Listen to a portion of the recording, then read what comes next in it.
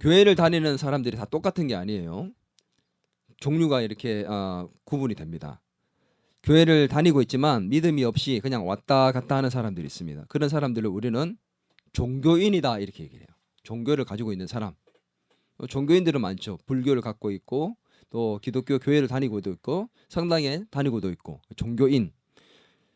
교회를 다니고 예수님을 믿고 있지만 자신의 삶이 아직까지 여전히 더 중요하고 헌신이라는 것을 하지 않고 자꾸 누군가의 섬김을 받고 싶어하는, 교회에서 내가 주인이 되고 싶어하는 듯한 그런 자기 자신을 위한 신앙생활을 하고 있는 사람들을 우리는 뭐라고 얘기하느냐?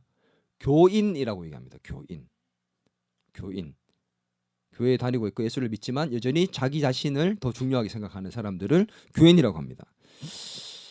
예수를 믿고 예수님을 믿고 헌신하고 있고 훈련되어서 잘 섬기고 있는 사람들이 있습니다. 그런 사람들을 뭐라고 얘기할까요? 예수님의 제자다 이렇게 얘기합니다. 나는 어디에 속한 사람입니까? 종교인입니까? 아니면 교인입니까? 제자입니까? 우리는 오늘 이 말씀을 통해서 내가 어디에 있는지를 잘 살펴보고 제자의 삶을 살 수 있기를 주의 이름으로 부탁합니다. 아멘. 옆 사람에게 인사 한번 합시다. 제자가 됩시다. 누구의 제자? 나의 제자가 아니라 목사님의 제자가 아니라 예수님의 제자가 되는 겁니다. 우리가 마가복음을 이제 1장부터 살펴봤고 지금 3장 가운데 있는데 1장부터 이제 2장까지 쭉 살펴보면서 예수님은 권위 있는 말씀을 가르치셨고 귀신을 내쫓으셨고 병자를 고치셨습니다. 정말 말도 안 되는 병자들을 고치셨죠.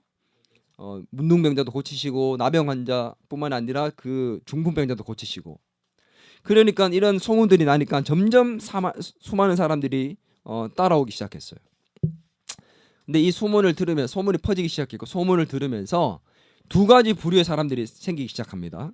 어떤 부류냐? 첫 번째는 예수님의 새로운 가르침과 능력을 보고 정말 예수님께로 몰려드는 자, 예수님을 환호하고 반기는 자들이 생기기 시작했어요.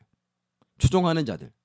근데 또 한 부류는 예수님을 오히려 대적하고 죽이려는 사람들이 생기기 시작합니다. 누구였죠? 종교 지도자들, 바리새인들, 서기관들, 대제사장들. 이 대제사장쯤 되면 정신 똑바로 차려야 되는데 오히려 예수님을 대적하고 죽이려고 그랬어요. 이런 사람들이 예수님이 왕성하게 활동하면 할수록 점점 많아졌습니다. 예수님을 추종하고 따르는 사람도 많아졌고 예수님을 반대하고 대적하고 죽이려는 사람도 많아졌어요. 문제가 생깁니다. 무슨 문제가 생기느냐?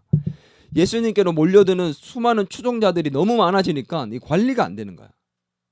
그래서 예수님을 도와서 옆에서 함께 그들을 케어하고 돌봐주고 인도해 줄 사람들이 필요하기 시작했습니다. 또 예수님을 대적하고 죽이는 사람들이 막 많이 나타나기 시작하니까 어떤 일이 발생합니까? 곧 예수님이 십자가에 죽게 될 일이 가까워지기 시작하는 겁니다.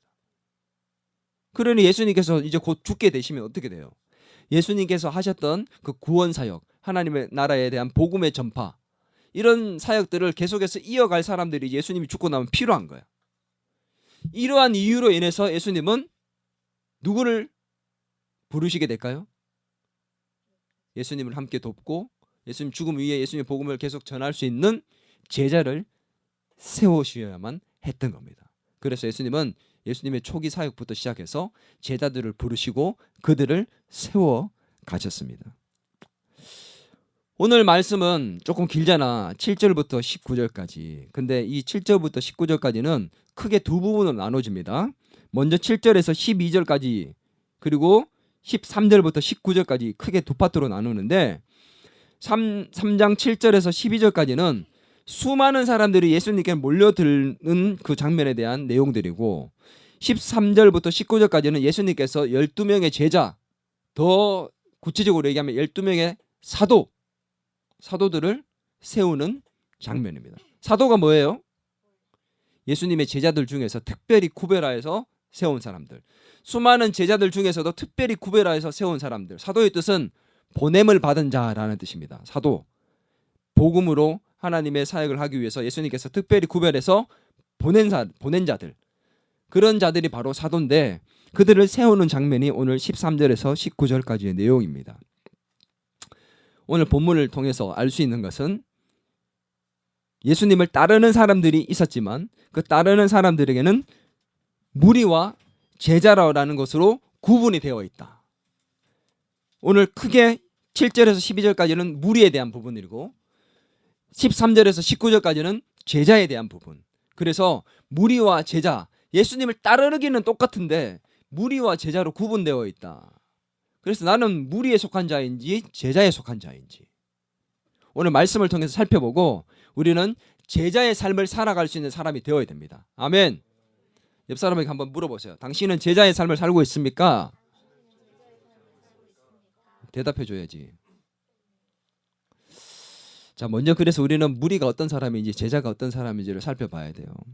무리가 어떤 사람인가 먼저 우리 살펴볼 건데 7절에서 8절을 같이 한번 읽도록 하겠습니다. 성경책을 펼쳐놓고 마가복음 3장 7절에서 8절을 먼저 읽어보도록 하겠습니다. 같이 읽습니다. 예수께서 제자들과 함께 바다로 물러가시니 갈릴리에서 큰 무리가 따르며 유대와 예루살렘과 이두메와 요단강 건너편과 또 두로와 시돈 근처에서 많은 무리가 그가 하신 큰 일을 듣고 나아오는지라. 무리가 어떤 자들입니까? 예수님의 소문을 듣고 몰려오는 수많은 사람들이잖아. 수많은 사람들이 어디서 몰려왔냐면 봐봐요. 이두메와 예루살렘과 유대와 요단강 건너편과 두로와 시돈, 이게 지금 의료본 어딘지 모르죠. 예수님이 계셨던 그 지역에서 동쪽, 서쪽, 북쪽, 남쪽이에요. 그러니까 무슨 말이에요? 모든 지역에서 예수님을 보기 위해서 그 소문을 듣고 다 몰려들었다는 겁니다. 정말 땅끝, 저기 그 이스라엘의 그 정말 남쪽 끝지역부터 북쪽 끝지역까지 오지 않는 곳이 없는 정말 모든 지역에서 다 예수님을 보기 위해서 몰려들었다는 거죠. 그렇게 수많은 무리가, 군중들이 굉장히 많이 몰려들었다는 거예요. 근데 이들이 어떤 자들인가? 이들이 어떤 자인가?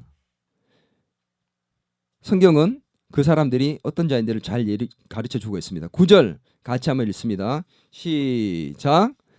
예수께서 9절 시작. 이는 많은 사람을 고치셨으므로 병으로 고생하는 자들이 예수를 만지고자 하여 몰려왔습니다. 뭐 하려고요?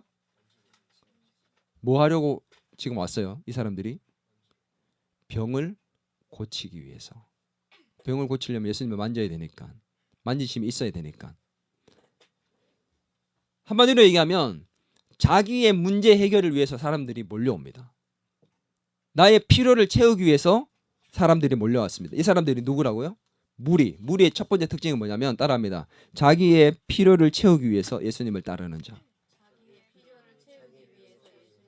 딱 단적으로 얘기하면은 나를 위해서 예수님을 믿고 따르는 자. 나의 필요와 나의 문제 해결을 위해서, 나를 위해서 예수님을 믿고 따르는 자들이에요. 무리들 보세요. 병 고치려고 오는 거잖아. 병을 고쳐서 자기가 예수님 위해서 뭔가를 하기 위해서가 아니라 단지 병을 고치기 위해서, 나의 문제 해결을 위해서, 나의 병 고침을 위한 문제는 뭐가 있습니까? 지금 여러분은 나의 문제를 위해서 예수님을 따르고 있습니까? 아니면 예수님을 위해서 따르고 있습니까? 자신을 위한 거였어요. 자신을 위한 거. 자, 한번 물어볼게요. 12명의 제자가 있었잖아. 그 12명의 제자 중에 가룟 유다가 있습니다. 가룟 유다는 제자입니까? 무리입니까? 가룟 유다는 12명의 그 사도 중에 속해져 있었어. 그러면 제자입니까? 무리입니까? 대답해봐요. 12명의 제자 중에 특별히 뽑혀져 있었는데 무리입니까? 무리입니까? 제자입니까? 무리입니까? 무리인데요. 죄송합니다. 자, 진짜 무리예요. 가룟 유다는 무리였어요. 예수님을 가까이 따랐고 정말 최측근에 있었고 사도로 뽑혔지만 그럼에도 불구하고 그의 필요가 채워지지 않고 그에게 유익이 되지 않으니까 향유옥합을 깨트려서 붓는 걸 보고 야단치지 않고 예수님이 잘했다 칭찬하고 돈을 챙기지 못하니까 바로 나가서 예수님 팔아버립니다.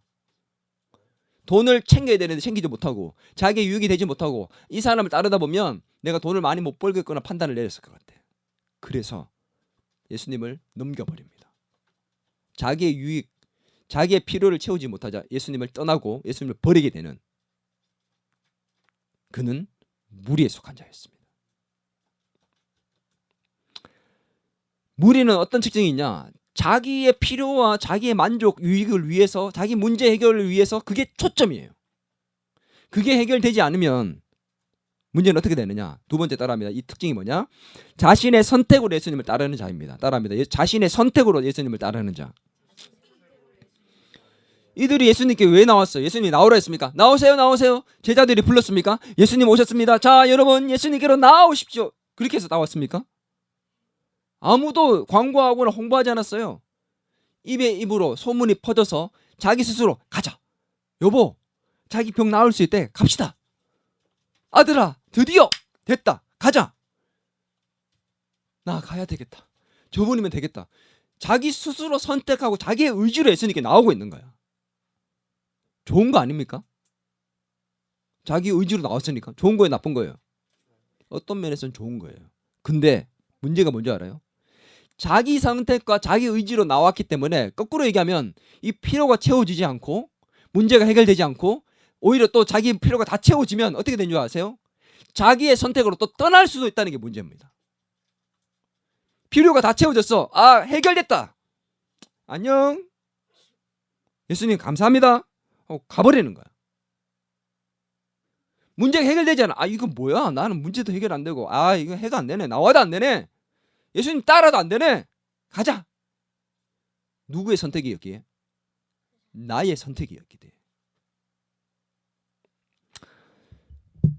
이들은 자기의 선택으로 왔기 때문에 어떤 피해도 받기를 싫어요. 예수님 때문에 피해받는 것을 절대적으로 싫어합니다. 피해를 보지 않으려 하고 어떤 걸 또 잃기를 싫어하는 거죠. 예수님께 나온 이유가 뭐예요?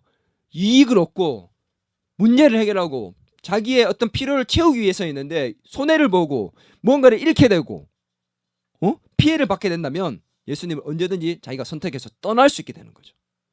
이게 무리의 특징이에요. 요한복음 3장에 보면 니고데모라는 사람이 나옵니다. 들어봤어요? 이 니고데모는 요한복음 3장을 보면 바리새인으로서 유대인의 지도자였습니다. 나중에 보면 이 종교회의 최고의 종교회의 70명 정도가 모이는 그 회의에 최고의 그 권위자의 자리에까지 가는 굉장히 저명한 사람이었어요. 이 니고데모가 예수님을 찾아옵니다. 어떻게 해요? 예수님을 꼬투리를 잡으려고 온 게 아니라 모든 사람이 그 당시에는 바리새인 모두가 예수님을 대적하는 사람이었는데 니고데모는 달랐어요. 예수님 보니까 뭔가 좀 남달라. 그래서 예수님을 찾아왔습니다. 요한복음 3장 1절과 2절 주보에 있습니다. 같이 한번 읽어보겠습니다. 3장 1절에서 2절 시작. 그런데 바리새인 중에 니고데모라 하는 사람이 있으니 유대인의 지도자라. 그가 밤에 예수께 와서 이르되 랍비여, 우리가 당신은 하나님께로부터 오신 선생인 줄 아나이다. 하나님이 함께 하시지 아니하시면 당신이 행하시는 이 표적을 아무도 할 수 없음이다. 지금 인정하고 있어요, 안 하고 있어요? 인정하고 있어요. 그래서 예수님께 나왔죠. 누가? 바리새인이었던 유대의 지도자로서 굉장히 저명한 자가 예수님께 찾아왔다는 거죠. 바리새인이었는데 찾아왔어요. 예수님을 따르는 사람입니다. 무리입니까? 제자입니까? 무리일까요? 제자일까요? 이는 여전히 무리에 속한 자였습니다. 어떻게 알 수 있느냐? 이 니고데모가 찾아온 시간이 언제입니까? 언제 찾아왔어요? 밤에 찾아왔어요. 왜 밤에 찾아왔을까? 다른 사람들이 보지 않는 밤에, 들키지 않는 시간에. 이 요한이 밤이라는 표현을 굳이 한 이유가 있습니다. 그리고 니고데모가 나오는 구절마다 성경을 보면은 예수께 이전에 밤에 찾아왔던 이라는 것이 이 니고데모 앞에는 항상 수식어처럼 갖다 붙어요. 밤에 찾아왔다는 것을 수식어처럼 붙입니다. 왜요? 이 밤에 찾아온 것이 예수님을 만나는 것이 드러나면 어떻게 해요? 자기의 모든 것을 잃게 되기 때문에 바리새인으로서의 어떤 반역자가 되고 바리새인으로서의 권위가 무너질 뿐만 아니라 이제 잘릴 수도 있고 모든 것을 잃어버릴 수 있기 때문에 몰래 예수님을 찾아온 거예요. 잃어버릴 수 있기 때문에, 손해보고 싶지 않아서, 피해보고 싶지 않기 때문에. 근데 궁금하고 뭔가 자기에게 유익을 되고 싶고, 그래서 밤에 예수님을 찾아온 거잖아. 그럼 무리야 제자야? 무리야. 이건 진짜 무리야. 미안합니다. 자, 이 니고데모는 무리로서 어떤 대가도 지불하기 싫어했습니다. 잃게 되는 게 싫었습니다. 바로 이런 자가 무리입니다. 자기의 필요를 채우기 위해서 나의 선택으로 찾아도 오고 떠날 수도 있고, 어떤 것도 피해보기 싫고 손해보기 싫고 잃어버리기 싫은, 대가를 지불하기 싫어하는 자들. 나는 무언가 얻고만 싶고 잘되고만 싶고, 예수님이 나에게 복을 주시고 또 그렇게 잘되게만 해줘야지만 내가 잘 따를 수 있는 그런 자들, 그것이 주 목적인 자들이 바로 무리입니다. 제자는 어떤 자인가? 자, 제자가 어떤 자인지 한번 보겠습니다. 13절에서 15절 말씀 같이 한번 읽을까요? 마가복음 3장 13절에서 15절 시작. 또 산에 오르사 자기가 원하는 자들을 부르시니 나아온지라. 이에 12를 세우셨으니 이는 자기와 함께 있게 하시고 또 보내사 전도도 하며 귀신을 내쫓는 권능도 가지게 하려 하심이라. 제자는 어떤 자인가? 첫 번째로 따라합니다. 예수님이 선택하여 부르신 자들. 무리는 누가 선택했어요? 자기가 선택했어요. 근데 예수님 오늘 보면은 제자는 예수님께서 산에 올라서 자기가 원하는 자를 불렀대요. 누가 선택합니까? 예수님이 선택한 자예요. 예수님이 선택했으니 자기 마음대로 떠날 수 있어요, 없어요? 쉽게 떠날 수가 없어요. 왜? 그분은 하나님이시잖아. 예수님이 선택해서 불렀다는 겁니다. 자, 근데 이 예수님이 선택하시고 부른 자들의 그 명단이 정확하게 기록이 되어 있잖아요. 12명의 이름. 16절에서 19절입니다. 12를 세우셨으니 시몬에게는 베드로라는 이름을 더하셨고, 또 세베대의 아들 야고보와 요한 형제 요한이니 이 둘에게는 보아너게 곧 우레의 아들이라는 이름을 더하셨고, 안드레와 빌립과 바돌로메와 마테와 도마와 알페오의 아들 야고보와 및 다데오와 가나나인 시몬과 또 가룟 유다 예수를 판 자, 이렇게 나옵니다. 자세하게 이름을 언급했잖아. 근데 조금만 생각해 보면 인간적으로 볼 때는 이해가 안 되는 상황입니다. 자, 베드로 대단한 사람이 아니에요. 마테, 요한, 야고보, 우리가 알기에는 정말 훌륭한 인물이고 엄청난 인물이죠. 맞아요, 안 맞아요? 성경을 썼고 또 예수님의 제자로서 엄청난 인물이에요. 우리는 그렇게 알고 있어. 그래서 그냥 봐. 근데 이 당시에 현실적으로 딱 봤을 때 예수님이 12명을 딱 세웠는데, 예수님께서 세웠어. 예수님께서 자기가 원하는 자, 예수님이 기뻐하시고 예수님이 정말 세웠으면 좋겠다고 생각하는 자였어요. 거기에 예수님이 오늘 누가복음 6장 12절에 보면은 뭐라고 되어 있느냐? 예수님이 밤새도록 기도하시고 세운 자들이라고 나옵니다. 예수님이 밤이 새도록 기도해서 기뻐하시는 자들을 세웠는데, 그들이 어떤 자였냐면 이 베드로부터 가룟 유다까지였습니다. 이해가 됩니까? 가룟 유다 예수님 판자였어요. 베드로는 어떤 사람입니까? 다혈질이야. 제가 예수님 지키겠습니다. 그랬더니 막 군사들이 찾아오니까 어떻게 해요? 칼을 빼가지고 귀를 잘라버려, 그냥 바로. 예수님이 어디 가든 나는 예수님을 배반하지 않겠습니다. 그래놓고 어떻게 해? 당신이 예수님 제자지. 그러니까 나 아니야. 나중에 어떻게 그 나쁜 사람, 그 인간 그거 막 그렇게 저주하고 욕했던 사람이 베드로였어요. 나중에 자 보세요. 그 다음에는 야고보와 요한. 어떤 사람이었냐? 오늘 야고보 요한을 가리켜서 별명이 붙었죠. 뭐라고 붙었어요? 보아너게. 그게 뜻이 뭐라고 나옵니까? 우레의 아들이라는 뜻입니다. 우레가 뭐예요? 천둥번개잖아. 천둥번개. 왜 이런 별명이 붙었을까? 성격이 엄청 급했습니다. 완전 베드로 못지않은 다혈질의 성격이 급했어요. 어떻게 알 수 있느냐? 이 누가복음 9장에 보면 예수님께서 사마리아인의 그 마을로 지나가시는데 그 사마리아인의 마을에서 받아주지 않아요. 예루살렘으로 가려고 지나가려 하는데 못 받아줍니다. 그러니까 이 야고보 요한이 당장 딱 등장하더니 뭐랬는 줄 알아요? 예수님, 이 괘씸한 것들 그냥 두실 거예요? 우리가 하늘에서 불을 내려라 그래가지고 불사질러 버리고 다 없애버릴까요? 그렇게 얘기했어요. 누가? 야고보, 요한이. 사마리아에는 못 가게 하니까 예수님 불을 내려서 다 죽여버렸어요. 이게 야고보, 요한이었어요. 마태 직업이 뭡니까? 세리. 그 당시 완전히 매국노, 죄인, 제일 중에 정말 악질 세리였어요. 그 다음에 보세요. 가나나인 시몬이라고 되어 있죠. 가나안인 시몬이 아니라 가나나인 시몬이라고 되어 있습니다. 가나나인은 뭘까요 도대체? 가나나인 마을 이름일까요? 가나나인이 뭘까? 이 가나나인은 어떤 뜻이냐면 열심당원이라는 뜻이에요. 열심당. 열심당이 뭐냐? 진짜 말 그대로 진짜 열심이야. 특심이야. 어떤 일에? 나라를 팔아먹은 것들, 나쁜 것들에 대해서 우리가 잡아서 정말 처치해버리자. 그들을 없애야 된다. 그래서 정말 뭔가 과격분자들, 그런 사람들이 열심당이었어요. 그럼 이 열심당이었던 시몬이 있으면 거기에 누가 있으면 안 될까? 마태는 있으면 안 돼.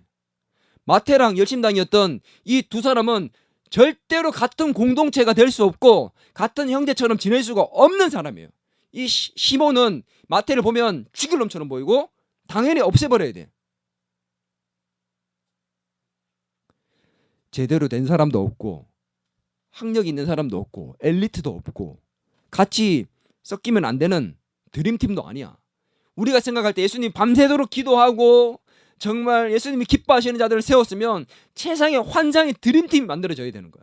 정예부대 12명이잖아. 많지도 않아.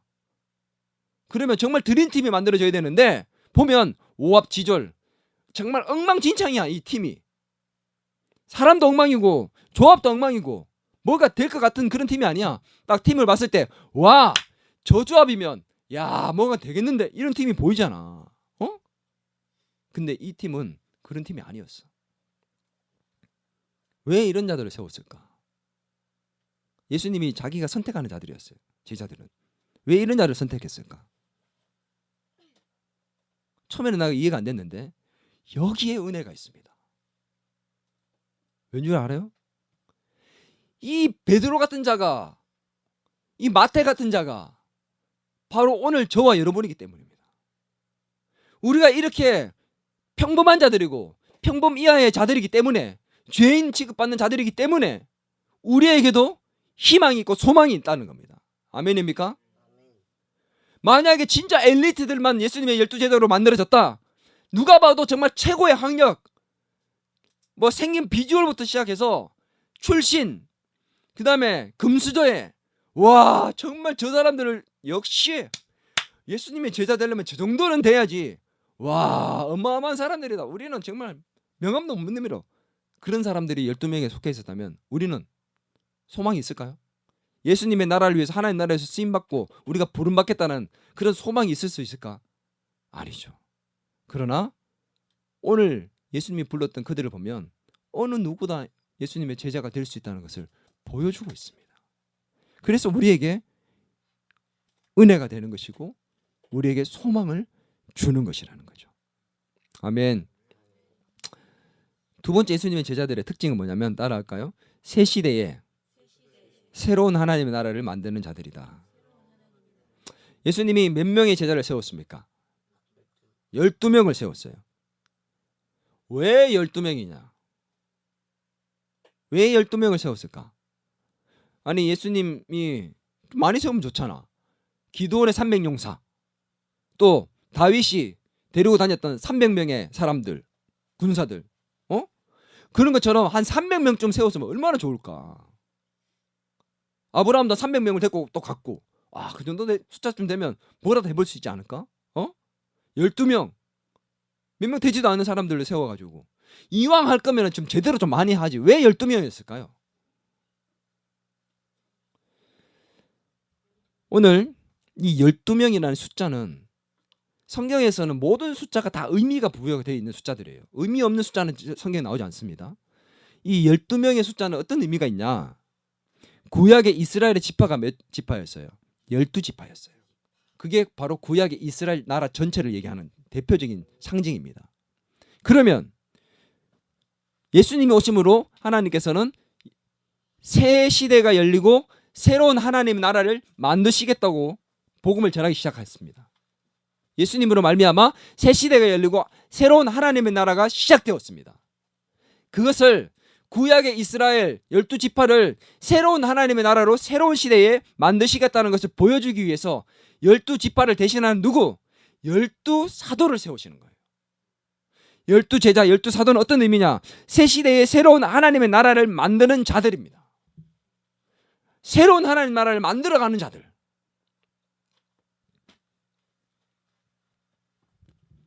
오늘 저와 여러분을 그렇게 부르신다는 거죠. 이게 얼마나 중요했으면 가룟 유다가 죽고 난 다음에 몇 명이 됐어요? 11명이 됐잖아.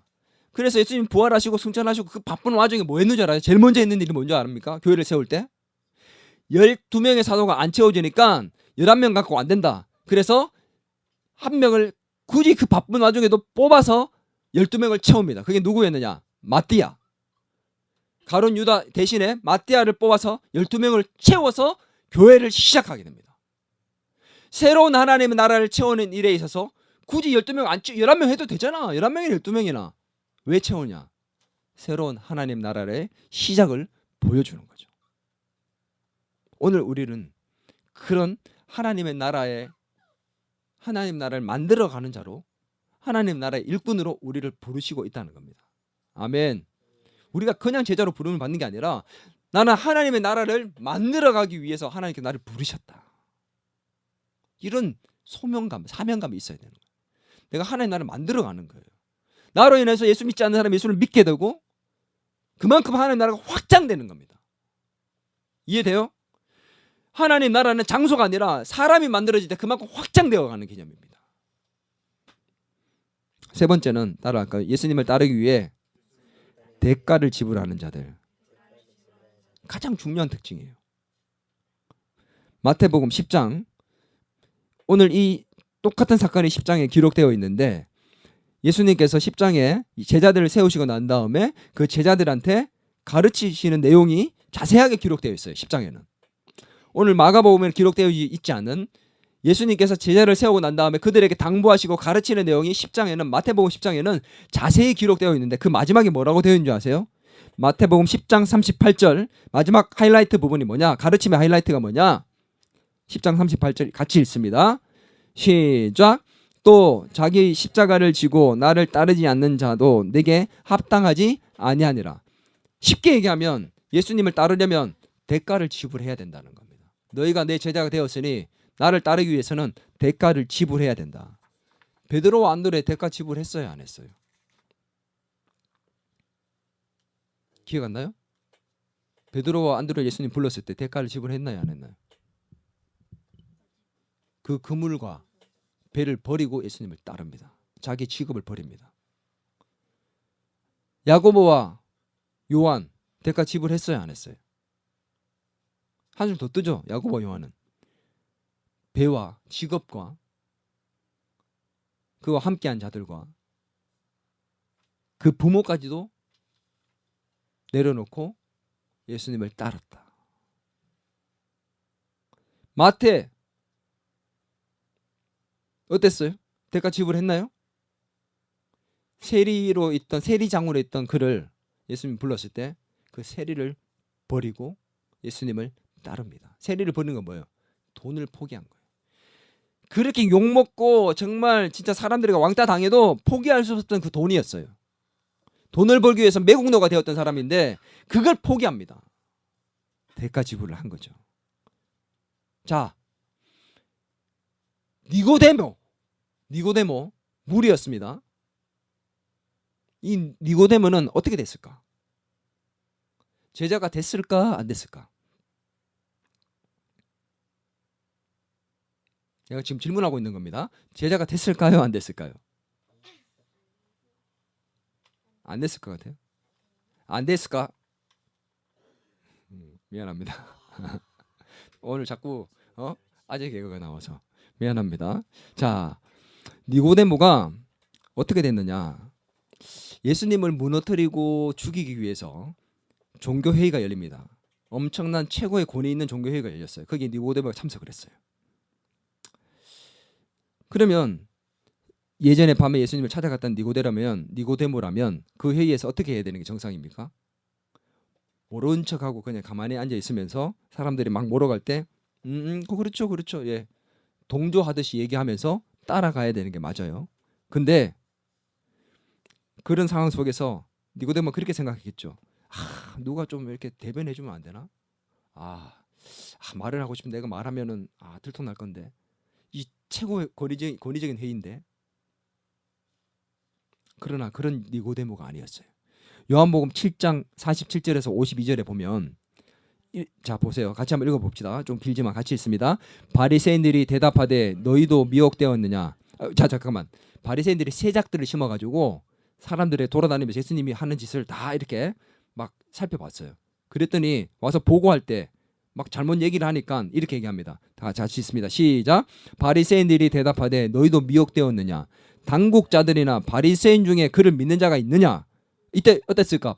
이 니고데모 마음이 뜨끔했겠지. 거기 같이 있었잖아 지금. 당국자들이나 바리새인 중에 그를 믿는 자가 혹시 있느냐 이렇게 물어본단 말이에요. 세작들한테. 자, 그 다음에 같이 있습니다. 율법을 알지 못하는 이 무리는 저주를 받은 자로다. 그 중에 한 사람 곧 전에 예수께 왔던 누가? 니고데모가 그들에게 말하되 뭐라고 합니까? 우리 율법은 사람의 말을 듣고 그 행한 것을 알기 전에 심판하느냐. 지금 당당하게 대놓고 얘기하고 있죠. 어디에서? 이 최고 권위 있는 회의에서 어떤 일이 있었을 때 당국자들이나 바리새인 중에 그를 믿는 자가 있나고 분명히 물어보고 지금 딱 들통나기 좋은 그 시점에 뭐라고 얘기했습니까? 예수님을 대변하고 있어요. 그때 사람들이 얘기합니다. 너도 갈릴리에서 왔느냐? 찾아보라. 갈릴리에서 선지자가 나오지 못하니라 하면서 갈릴리에서 왔느냐라고 너 같은 패거리 아니야? 이렇게 지금 딱 얘기 나오는 거죠. 더 이상 그때에 숨어 있었던 니고데모가 아닙니다. 자, 요한복음 19장에서 어떤 일이냐? 예수님이 죽고 난 다음에 돌아가시고 난 다음에 예수님을 장사하기 위해서 니고데모가 찾아와요. 19장 39절 같이 있습니다. 시작. 일찍이 예수께 밤에 찾아왔던 니고데모 또 나오죠. 얘는 수식어가 항상 이거야. 밤에 찾아왔던 모략과 침향 섞은 것을 100리트라쯤 가지고 온지라. 이제는 완전히 대놓고 갖고 옵니다. 예수님이 장사하기 위해서 모략과 침향을 갖고 이제 와요. 다 볼 수 있잖아 지금. 장사를 지내고 있으니까. 근데 거기 수식어가 뭐예요? 일찍이 밤에 예수를 찾아왔던 니고데모. 왜 요한이 이 수식어를 붙였을까? 예전에는 그랬지만 이제는 아니다라는 겁니다. 니고데모는 제자가 되었습니다. 무리에서 제자가 되었습니다. 성경은 끊임없이 우리에게 질문하고 있습니다. 너는 예수님을 따르기 위해서 무엇을 포기했느냐? 어떤 대가를 지불했느냐? 게임 하나 포기하지 못하고 핸드폰 하나 포기하지 못하는 나약한 모습으로 예수님을 따르고 있는 무리에 속해 있지는 않습니까? 동영상 하나 제대로 절제하지 못하는 무리에 속해져 있는 자는 아닙니까?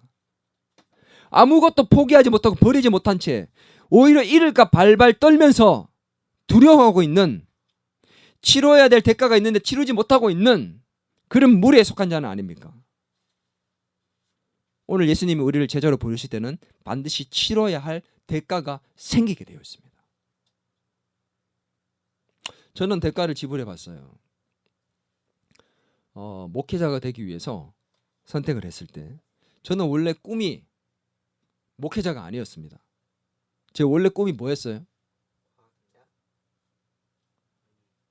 원래 나의 꿈은 정말 남들보다 더 멋있게 사는 게 꿈이었어요. 돈을 많이 벌어서 좋은 차를 타고 누릴 거 다 누리면서 진짜 소위 뻔질나게 살고 싶었어요. 진짜 뽀대나게. 좋은 집에서 집에 탁 가면 집이 깨끗하게 정리 쫙 돼 있고 와인 한 잔 탁 하면서 분위기 음악 틀어놓고 사랑하는 사람과 함께 짠 딱 맞추고 세계 여행 다니면서 진짜 그렇게 좀 뽀든하게 살고 싶었어. 그래서 뭐가 되고 싶었느냐? 빨리 우리 집에 있는 빚을 다 갚고 즉 인기를 누리면서 돈을 많이 벌고 싶어서 연예인이 사실 되고 싶었습니다. 그래서 사실은 그런 학교를 가려고 준비도 했었고, 근데 목회자가 되는 선택을 하는 순간 어떻게 해요? 캠퍼스의 낭만을 누리고 싶고 미팅도 많이 하고 싶고 연애도 막 하고 싶고 그랬는데 어떻게 된 줄 아세요? 목회자의 길을 선택하는 순간 사귀고 있던 여자친구가 있었는데 바로 헤어졌습니다. 연애를 포기합니다. 왜? 목회자의 길을 가면서 정말 누군가를 만나는 것도 하나님 뜻 가운데서 만나야 되겠구나. 그러면서 연애도 내가 함부로 하지 않겠다. 연애도 내가 정말 단호하게 끊었습니다. 그 친구는 아직도 내가 왜 끊었는지를 모릅니다. 내가 아무 말 안 했거든. 캠퍼스의 낭만도 내가 포기했고 돈도 포기했고 명예도 포기했고 그런 정말 뽀대나는 인생도 포기를 했습니다. 나는 포기를 해봤다는 거지. 그 쉬운 것 같아요. 그 어린 나이에. 여러분은 무엇까지 포기해봤습니까? 뭘 내려다보았습니까? 뭘 대가를 지불해봤습니까?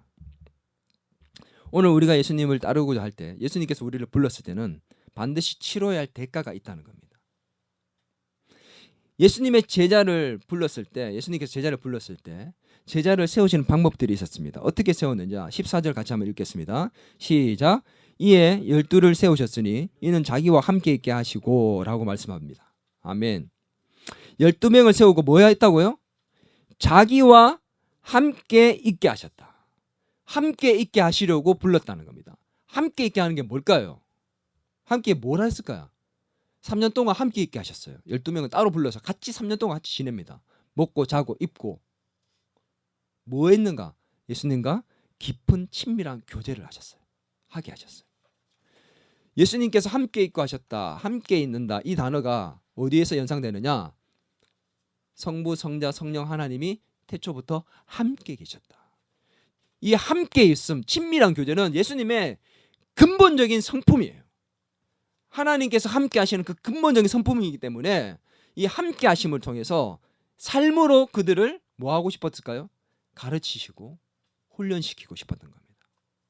친밀한 교제 가운데 가르치고 훈련시키기를 원하셨다는 것. 3년 동안 함께 하시면서 삶으로 교제하시며 가르치셨다. 삶으로 말씀하시고 훈련하셨다. 여기에서 우리 출발점이 무리와 다르다는 것을 볼 수 있습니다. 함께 하신다. 무리와는 그렇게 함께 하지 않습니다. 그냥 고쳐주고 보내는 거죠. 근데 예수님이 제자를 불렀을 때는 그들과 함께 한다는 겁니다. 우리는 이 예수님과 함께 하는 사람입니까? 나는 예수님과 함께 친밀한 교제를 나누며 동고동락하며 힘들 때나 어려울 때나 예수님 붙들고 그분과 함께 웃고 함께 울며 그분의 삶을 따라가며 닮아가는 그런 훈련되어 가고 있는 모습입니까? 오늘 우리는 예수님과 함께 동행하는 그런 친밀한 교제 속에서 삶을 배워가는 훈련된 사람이 되어야 될 줄 믿습니다.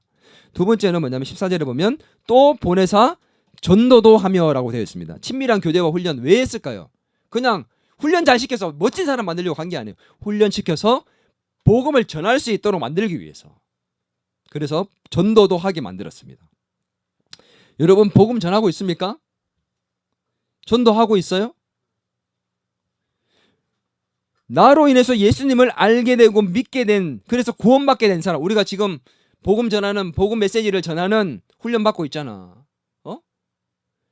왜? 복음을 전해야 됩니다. 나로 인해서 예수 믿게 되는 사람들이 있어야 되고 나에게 영향력을 받고 있는 사람이 있어야 돼요. 여러분을 통해서 무언가 영향력이라는 것을 받고 있는 사람이 있습니까? 복음의 영향력을 받고 있고 복음을 듣고 있고 선한 영향력을 받고 있고 여러분이 그렇게 끼치고 있는 사람이 있어야 되고 우리는 그런 사람을 만들어 가야 됩니다. 우리가 누군가에게 영향력을 받고 복음을 듣고 이 자리에 있는 것처럼 우리 또한 그렇게 하나님 나라를 만들어가는 자가 되기 위해서 복음을 전해야 되고 복음의 영향력을 끼쳐야 된다는 겁니다. 아멘. 예수님의 삶으로 그들에게 보이고 가르치는 것처럼 우리도 우리의 삶으로 보여주고 가르쳐야 됩니다. 말로 전도해야 됩니다. 그러나 삶으로도 전도해야 되는 거겠죠. 삶을 보고 예수께로 돌아온 자들이 90%가 넘는다고 합니다. 그러나 그 10%는 우리가 복음을 전해야 합니다. 그리고 예수님은 하신 게 있습니다. 15절 같이 읽습니다. 시작. 귀신을 내쫓는 권능도 가지게 하려 하심이라. 아멘. 뭘 주십니까 지금? 권능, 귀신을 내쫓는 권능. 근데 마태복음 10장에 똑같은 내용이 나오잖아. 마태복음 10장 1절 같이 읽습니다. 시작. 예수께서 그의 12제자를 부르사 더러운 귀신을 쫓아내며 모든 병과 모든 약한 것을 고치는 권능을 주시니라. 귀신을 내쫓을 뿐만 아니라 약한 것을 고치고 모든 것을 고칠 수 있는 능력도 같이 줬다는 거죠. 뭘 주는 거예요? 복음을 전할 수 있도록 예수님의 제자로 세울 때 필요한 능력도 주신다는 겁니다. 아멘. 우리가 하나님 나라를 세워가기 위한 제자로 부름을 받을 때는 하나님께서 그때마다 필요한 능력이 있으면 그때 능력을 부어주신다는 것이. 아멘. 우리를 그냥 보내는 게 아니라 내가 너를 세웠으니 너에게 능력도 내가 주겠다. 나는 어떤 능력도 줄 수 있는 전능한 하나님이다. 내가 너에게 줄 수 없는 능력은 없다. 내게 능력 주시는 이 안에서 내가 모든 것을 할 수 있느니라라고 말씀한다는 겁니다. 아멘. 그래서 우리가 예수님께 제자로 부름받았을 때는 필요한 재능도 능력도 물질도 다 하나님 우리에게 주신다는 것을 믿어야 합니다. 아멘. 우리가 섬기지 않아서 그렇지 섬기고자 마음을 먹는 그 순간부터는 우리에게 삶의 능력이 나타나고 기적이 일어나는 것입니다. 아멘. 왜 일어납니까? 하나님 나라 확장을 위해서 하나님이 불렀기 때문에. 하나님 나라를 새로운 시대에 새로운 나라를 만들기 위해서 우리를 불렀다면 반드시 필요한 모든 것을 채워주십니다. 어떻게? 넉넉하게. 할렐루야. 근데 우리는 뭐부터 달라야 합니까? 나의 필요, 나의 능력 주시면 하겠습니다. 이거예요. 능력 주시면 필요를 채워주시면 하겠습니다. 문제가 해결 안 됐어요. 하나님 문제 해결해 주시면 섬기겠습니다. 물질을 주시면 섬기겠습니다. 능력을 주시면 할 수 있습니다. 제가 보잘것없어요. 능력이 없어요. 돈도 없어요. 문제도 해결 안 됐어요. 답답해서 미칠 것 같아요. 주님을 섬길 수 없습니다. 이건 무리예요. 나는 어떤 삶을 살고 있습니까? 예수님을 따르고 있지만 쫓고 있지만 여전히 무리에 속한 자 그런 삶을 살고 있지는 않습니까? 제자의 삶을 살기 위해서 대가를 지불하는 삶을 살고 있습니까? 오늘 설교 제목이 제자의 삶을 살고 있습니까? 라는 제목입니다. 예수님과 함께 동행하면서 교제하고 훈련받으며 주시는 그 능력을 가지고 복음의 영향력을 끼치며 전하며 살고 있는 제자의 삶을 살고 있습니까? 오늘 예수님께서 저와 여러분을 제자로 부르고 계십니다. 제자의 삶을 살아라. 주님 곁으로 부르셔서 정말 주님만이 우리 모든 것 되십니다라고 고백하면서 대가를 기꺼이 지불하고 있다고 고백할 수 있는 사람이 되기를 원하고 계신다는 것입니다. 오늘 이 시간 우리가 결단했으면 좋겠습니다.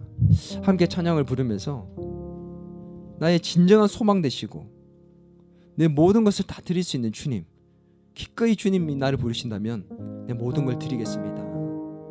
그리고 필요하다면 제가 대가를 지불하겠습니다. 지금 주님 제가 버려야 할 것은 무엇입니까? 예수님을 진짜 잘 따르기 위해서 내가 포기하고 내려놔야 될 것은 무엇입니까? 지불해야 되는 대가는 무엇입니까? 우리 같이 이 고민 속에서 이 찬양을 함께 드렸으면 좋겠습니다.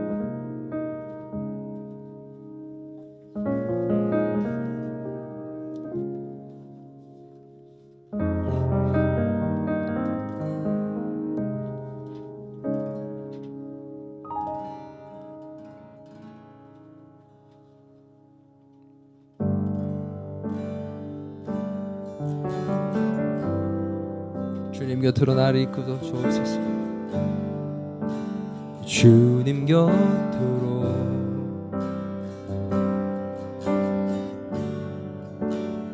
날 이끄소서.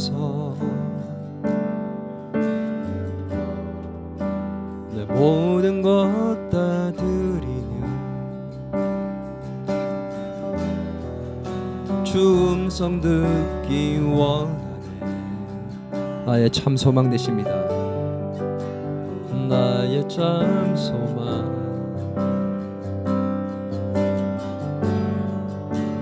그 무엇과도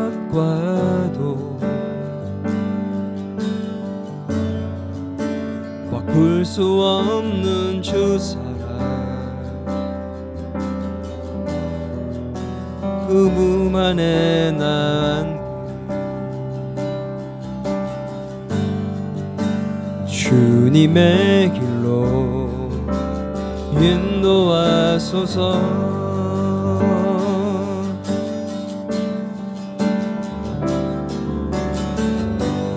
주님만이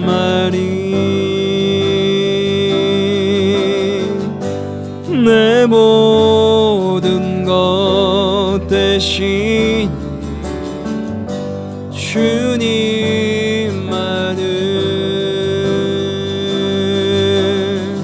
더 알게 하소서. 주님만이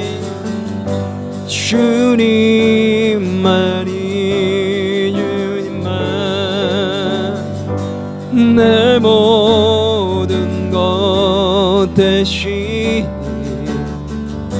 주님만을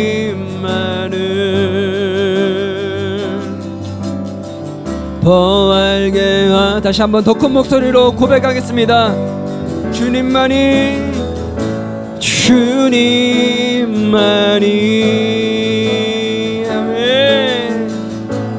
내 모든 것 대신 주님만을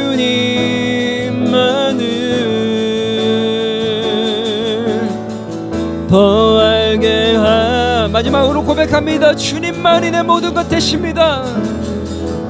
주님만이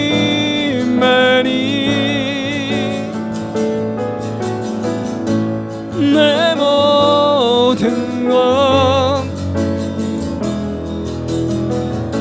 주님만을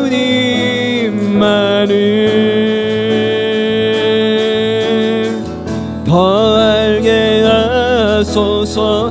우리 합심하여 기도하겠습니다. 주님, 예수님께서 나를 부르시고 계신데 하나님, 저는 무리입니까 제자입니까? 여전히 주님을 따르면서 무리에 속해 있는 자는 아닙니까?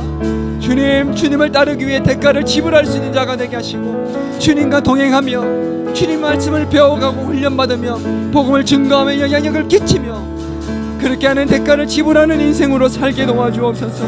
주님, 필요한 능력을 주실 때 그 능력으로 힘입어 복음을 증거하는 영향력 있는 인생을 살게 도와달라고 우리 합심하여 한번 주님 앞에 기도하며 나가겠습니다. 주여, 우리를 불쌍히 여겨주시옵소서. 주여, 은혜를 주시옵소서. 주의 복음을 증거할 수 있는 주님의 제자로 우리를 부르셔서 주님의 나라를 세워갈 수 있는 새 시대의 새로운 나라를 세워갈 수 있는 주님의 인자로 우리를 부르셨습니다. 그러나 이제는 우리는 아직도 하나님 무리에 속한 자로서 어떤 것도 포기하지 아니하고 하나님 모든 것을 잃어버리지 않게 아둥바둥 뛰고 있는 것입니다. 주님, 우리를 불쌍히 여겨주시옵소서. 주님, 우리 하나님 무리에서 제자의 삶으로 변화시켜 주옵소서. 주님, 우리를 불쌍히 여겨주시옵소서. 주님을 닮아가게 하여 주시고 제자의 삶을 살아갈 수 있도록 도와주시옵소서. 하나님 복음의 영향력을 끼치는 자가 되기를 원합니다. 주여, 우리가 무엇을 보내야 합니까? 무엇을 포기해야 됩니까? 무엇을 하나님 우리가 대가를 지불해야 합니까? 주님 닮아가기 위해서 어떤 훈련을 받아야 합니까? 복음의 능력을 받기를 소망합니다. 주여, 불쌍히 여겨주시옵소서. 하나님 은혜를 부어주시옵소서. 하나님 아버지, 하나님 아버지, 하나님 아버지, 불쌍히 여겨주시옵소서.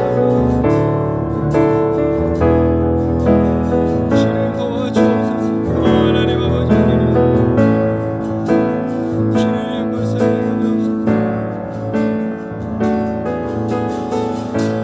내 모든 것 대신에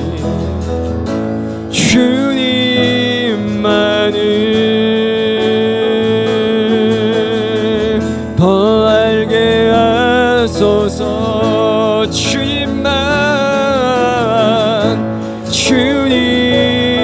주님만이 주님만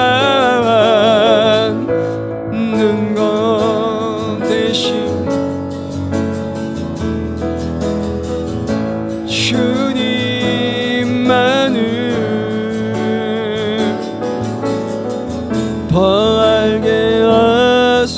주옵소서. 주님, 이 시간 우리의 모습을 살펴봤습니다. 나는 무리에 속하여 있습니까? 아니면 나는 제자의 삶을 살고 있습니까? 말씀 앞에서 우리를 되돌아보며 주님, 제자의 삶을 살고 싶습니다 고백하고 기도하는 이 시간이 되게 하여 주옵소서. 주님 따르기 위해서 무엇을 내려놓아야 하고 무엇을 포기해야 하고 무엇을 행해야 하며 어떤 대가를 지불해야 될지 고민하고 결정하고 행동할 수 있는 자가 되게 도와주옵소서. 여전히 하나님 움켜쥐고 내려놓지 않고 포기하지 않고 손해보지 않고 하나님 어떤 것도 잃어버리기 싫은 무리에 속한 자로 살고 있지는 않습니까? 주님, 이제 제자다운 삶을 살 수 있게 도와주옵소서. 주님을 위해서 기꺼이 대가를 지불할 수 있는 자가 되게 도와주시고 주님과 함께 동행하며 훈련받고 복음의 능력을 받아 복음을 전파하고 복음의 선한 영향력을 끼칠 수 있는 삶을 살 수 있는 제자의 삶을 살게 도와 주시옵소서. 언제까지 어제와 똑같은 나의 모습으로 살겠습니까? 주님, 새로워지게 하여 주옵소서. 새의 모습을 힘입어 주님의 새로운 나라를 만들어가는 주님의 일꾼이 되게 도와 주시옵소서. 너는 나를 따르라 말씀하시는 그 주님 앞에 주님, 제가 여기 있습니다. 주님, 저를 사용하여 주옵소서. 고백하며 주님의 제자의 삶을 살아가는 저와 우리 모든 더 기쁨의 가족들 되게 도와 주옵소서. 예수님의 이름으로 기도드리옵나이다. 이제는 우리 주 예수 그리스도의 은혜와 하나님 아버지의 크신 사랑과 성령님의 감화 감동 위로 교제 충만하심의 역사가 제자의 삶을 살기를 소망하며 다짐하는 더 기쁨의 교회 모든 가족들과 교회와 이 나라와 이 민족 위에 이제로부터 영원토록 함께 하시길 간절히 축원하옵나이다.